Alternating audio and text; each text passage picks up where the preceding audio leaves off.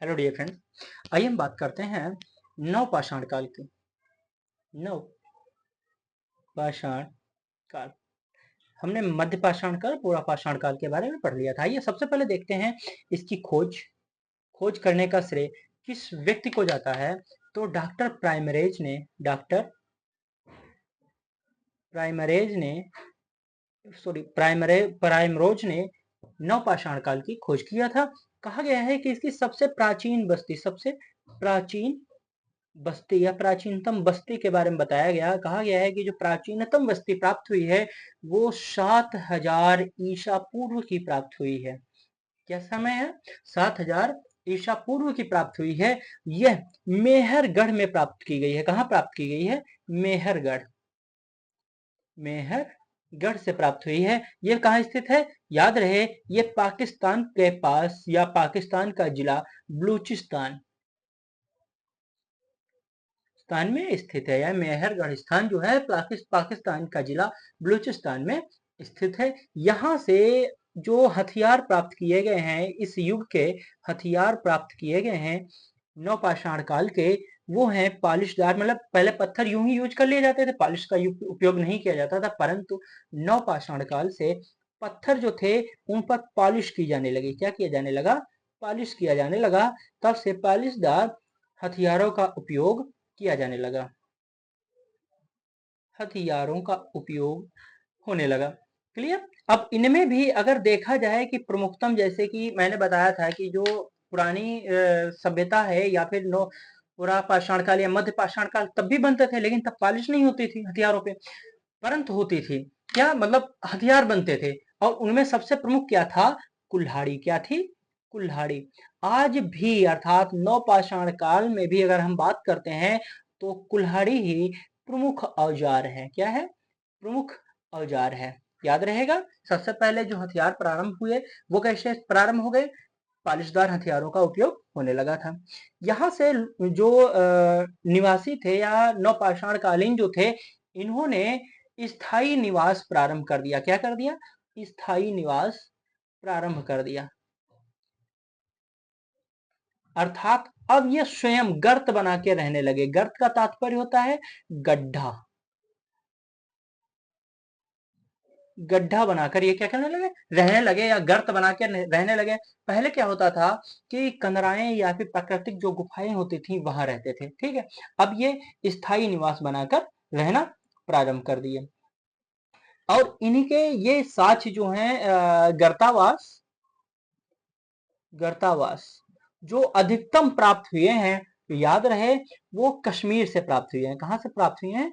कश्मीर से प्राप्त हुए हैं। अब कश्मीर का क्षेत्र होगा ना कोई। हाँ, दो क्षेत्र थे। एक था बुर्ज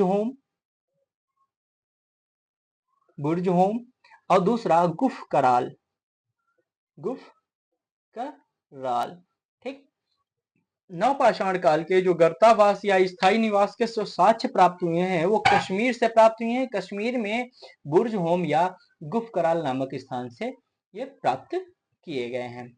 आइए हम बात करते हैं कि जो हड्डियां, प्रचुर मात्रा में हड्डियों के उपकरण। नवपाषाण काल एक ऐसा पाषाण काल था यहाँ पर हड्डियों के भी औजारों का निर्माण होने लगा। हड्डी के औजार या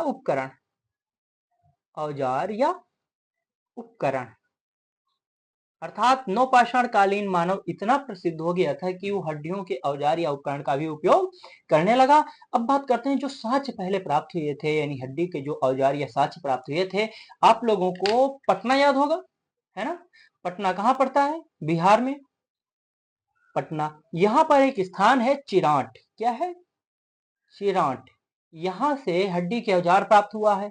दूसरा, इनमें प्रमुख क्या है? अगर हम प्रमुखता की बात करते हैं तो याद रहे हिरण के सींग। क्या है? हिरण के सींग। अर्थात हिरण के सींगों से बहुत से औजार प्राप्त हुए हैं। जैसे हम देखते हैं कि हमारे घर पे अगर कोई भी पुरानी भी वस्तु होती है, कई बार हम देखते हैं लोगों के घर जाते हैं तो खूंटे नुमा कुछ ना कुछ हमको मिल जाता है। ठीक, बहुत से लोग प्राचीन समय में हिरण वगैरह के सींग पा जाते थे, उसे जो दीवार में कीला के रूप में उपयोग करते थे। आप लोगों ने भी कई जगहों पर ऐसा देखा होगा। बात करते हैं कि इन्होंने क्या किया, अब नवपाषाण कालीन जो मानव थे पशुपालन तीव्र कर दिए। क्या कर दिए? पशुपालन तीव्र कर दिए। जबकि इसका प्रारंभ कब हो गया था? मध्य पाषाण काल से प्रारंभ हो गया था। अब बात करते हैं कि पशुपालन तीव्र कर दिया। अब जब पशुपालन करने लगे तो जाहिर सी बात है कि लोग जब मरते थे तो जिस पशु को पाला जाता था तो साथ में दफना दिया जाता था। ठीक है। अब यहां पर क्या हुआ? जो नवपाषाण कालीन थे इनका सबसे प्रिय पालतू पशु कौन था? वो था कुत्ता। क्या था? कुत्ता। आज भी अधिकतर है ना, पालतू पशु कुत्ता था। तो जब मालिक उनका मर जाता था तो उस कुत्ते को मालिक के साथ दफना दिया जाता था। क्या किया जाता था? कुत्ते को मालिक के साथ दफन कर दिया जाता था। ठीक। अब बात करते हैं, दफन कर दिया जाता था तो कहीं ना कहीं से इसका साक्ष्य प्राप्त हुआ होगा। जी हाँ, इसका साक्ष्य प्राप्त हुआ है। जाहिर सी बात है, आप लोगों को पता होगा जहां पर व्यक्ति का निवास स्थान होता है वहीं पर सारी गतिविधियां प्रारंभ हो जाती हैं। तो कहां प्रारंभ हुआ था? तो कश्मीर। कश्मीर में स्थान का नाम बुर्ज होम, जहां से ये सिचुएशन या फिर ये साक्ष्य प्राप्त हुए हैं। क्लियर। आइए बात करते हैं कि कृषि का प्राचीनतम साक्ष्य। कृषि भी प्रारंभ हो गई थी पहले, है ना। तो कृषि का जो प्राचीनतम साक्ष्य प्राप्त हुआ है, कृषि का प्राचीनतम साक्ष्य अर्थात कब का प्राप्त हुआ है? तो नवपाषाण काल का प्राप्त हुआ है। क्लियर। साक्ष्य। अब बात करते हैं ये कहां से प्राप्त हुआ है। हमने अभी आपको बताया एक स्थान था मेहरगढ़, है ना।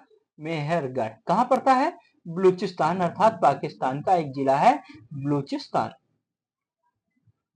यहां से प्राप्त हुआ है। यहीं पर सबसे पहले प्राचीनतम बस्ती का साक्ष्य भी प्राप्त हुआ है, जो समय कितना था? 7000 ईसा पूर्व था। मेहरगढ़ पाकिस्तान के बलूचिस्तान जिला में।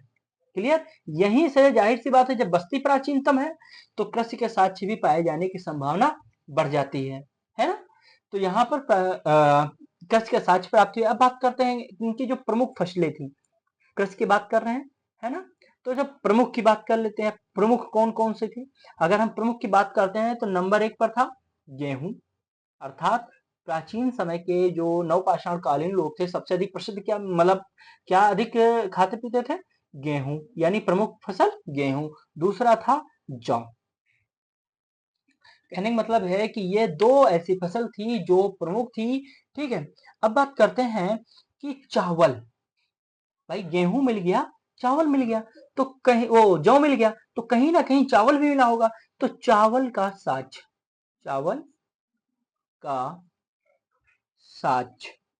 कहां से प्राप्त हुआ है? तो आप लोगों ने एक शब्द सुना होगा, इलाहाबाद। कहां पड़ता है? यूपी। वर्तमान नाम प्रयागराज। यहां पर एक स्थान है जिसका नाम है कोल्डिहिवा। क्या है? कोल्डिवा। क्लियर। अर्थात कोल्डिवा से नवपाषाण कालीन चावल के साक्ष्य प्राप्त हुए हैं। क्लियर। हम बात करते हैं कि इनका प्रमुख मानव का प्रमुख केंद्र क्या था? वो था बेलारी। मानव का नवपाषाण कालीन मानव का प्रमुख केंद्र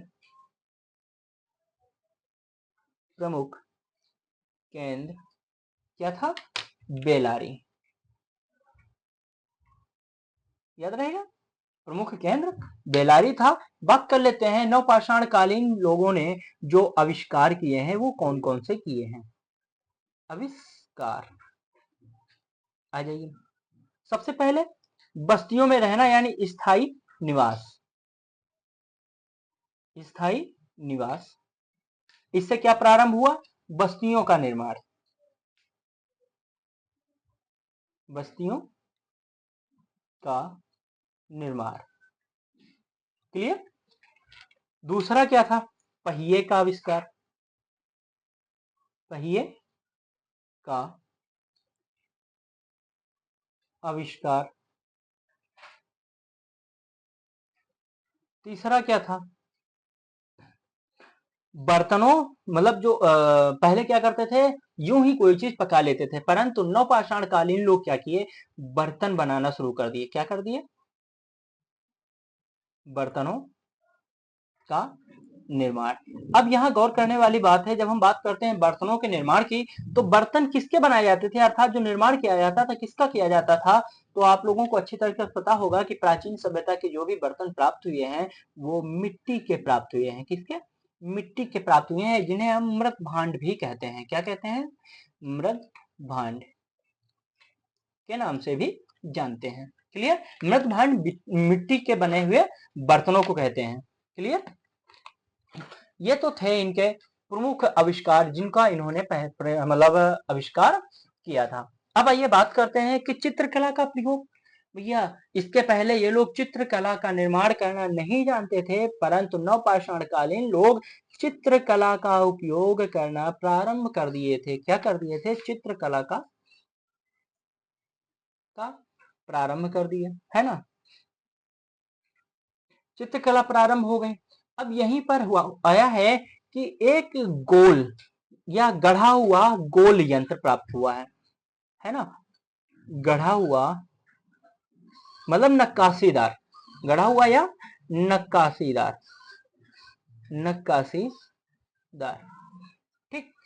गोल यंत्र कैसा था, गोल यंत्र था, वो प्राप्त हुआ है। ये कहां से प्राप्त हुआ है, तो ये नर्मदा घाटी से प्राप्त हुआ है। कहां से, नर्मदा घाटी, वर्तमान स्टेट एमपी अर्थात मध्य प्रदेश।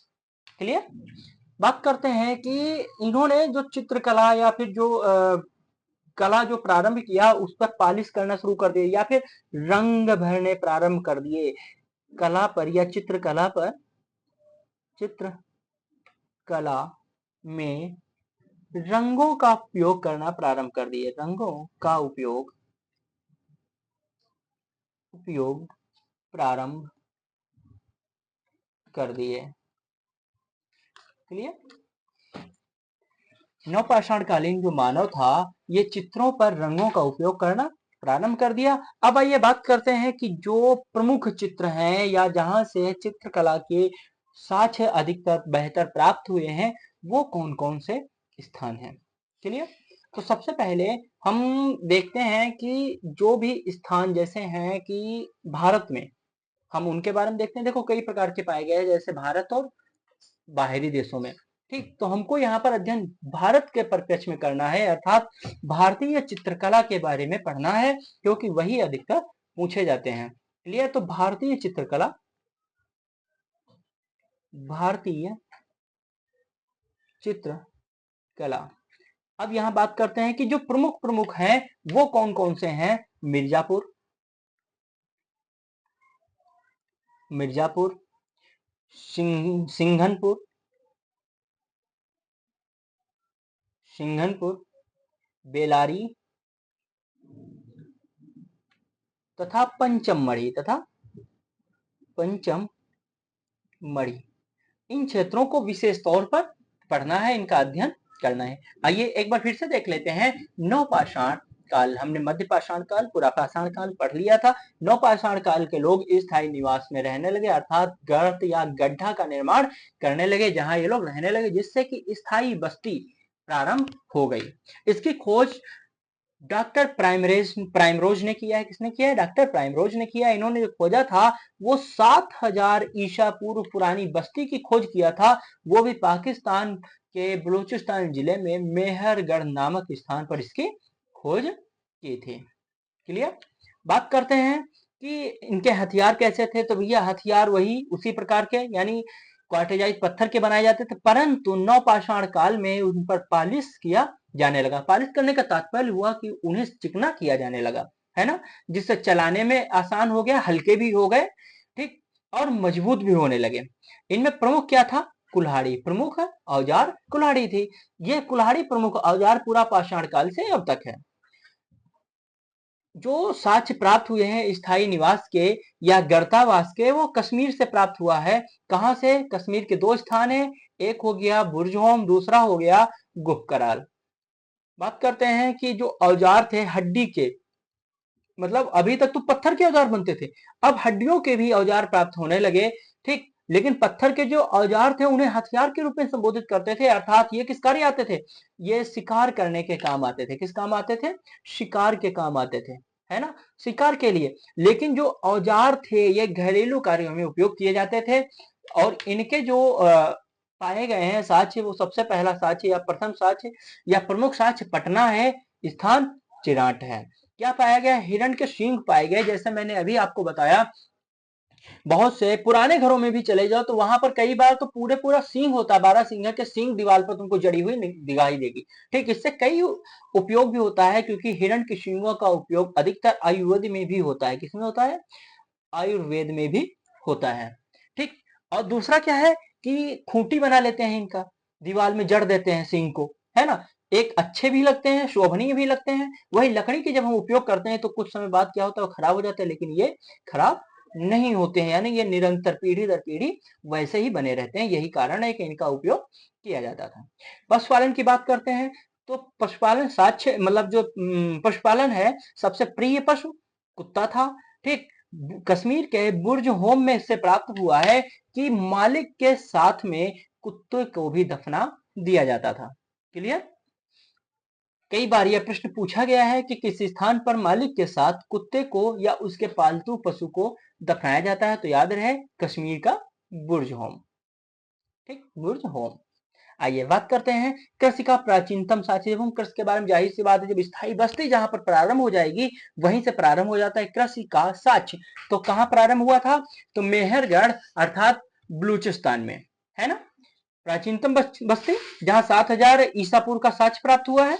तो ये कब है, तो यहां पर भी है। कहां पर प्राप्त हुआ, मेहरगढ़ बलूचिस्तान में। इनमें प्रमुख फसल की अगर हम बात करते हैं, गेहूं और जौ है, गेहूं और जौ है। जबकि चावल का जो साक्ष्य हमको प्राप्त हुआ है वो उत्तर प्रदेश के इलाहाबाद, वर्तमान प्रयागराज के कोलडिहवा नामक स्थान से प्राप्त होता है। मानव का प्रमुख केंद्र की हम बात करें तो ये बेलारी है। क्या है, बेलारी है, अर्थात यहाँ पर प्रमुखता मानव की बस्तियों के साक्ष्य प्राप्त है, मतलब एक नहीं कई प्रकार की बस्तियों के साक्ष्य प्राप्त होते हैं। इसीलिए भारतीय चित्रकला में भी जब हम पढ़ते हैं तो देखो मिर्जापुर है, सिंघनपुर है, बेलारी है, पंचमगढ़ी, पंचमढ़ी है। देखो यहाँ पर भी बेलारी आता है ना। इसी बदौलत चित्रकला का यहाँ पर उपयोग किया गया है, और यहाँ के चित्रकला के साक्ष्य मोस्ट इंपॉर्टेंट हो जाते हैं फॉर एग्जाम के दृष्टि से। ठीक है, अब बात करते हैं इनके आविष्कार की। तो आविष्कार भी, निवास, स्थायी निवास इन्होंने प्रारंभ कर दिया, अर्थात बस्तियां बनाने लगे और बस्तियों के जरिए रहने लगे, और वहां क्या करने लगे, अन्य निवास मतलब अपनी कलाकृतियां करने लगे, जैसे पहिए के आविष्कार करने लगे, है ना, आने जाने की सुविधा बनाने लगे, रहने के लिए, खाने के लिए या खाना बनाने के लिए बर्तनों का आविष्कार किया। बर्तन मृदभांड के बनाए जाते थे, अर्थात मिट्टी के बर्तन बनाए जाते थे, है ना।